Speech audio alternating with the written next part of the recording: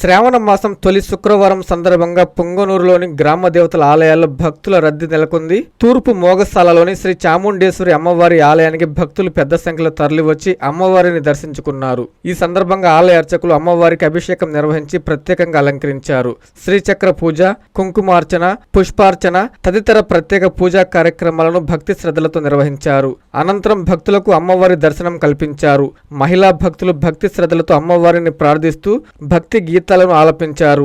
ఆలయ ప్రాంగణం భక్తుల సందడితో ఆధ్యాత్మిక వాతావరణం సంతరించుకుంది. అనంతరం ఆలయ నిర్వాహకుల ఆధ్వర్యంలో పెద్ద ఎత్తున అన్న ప్రసాద వితరణ చేపట్టారు.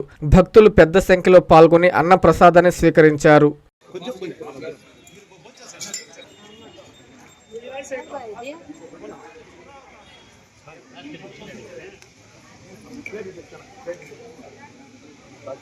నెల్లూరు నారాయణ మెడికల్ అకాడమీ 2026 రీ-నీట్ ఫలితాల్లో ప్రతి ఇద్దరిలో ఒకరిని మెడికోగా తీర్చిదిద్దిన ఘనత కేవలం నెల్లూరు నారాయణ మెడికల్ అకాడమీదే. రాయలసీమ రీజన్ పరిధిలో 1000 లోపు 8 మంది విద్యార్థులు ఆల్ ఇండియా టాప్ ర్యాంకులు సాధించడమే కాకుండా ఏకంగా 45% మంది విద్యార్థులతో 400కు పైగా మెడికల్ సీట్లు సాధించిన ఒకే ఒక్క విద్యా సంస్థ Nellore Narayana medical academy. Long term క్లాసులు ప్రారంభమైనవి. సంప్రదించండి.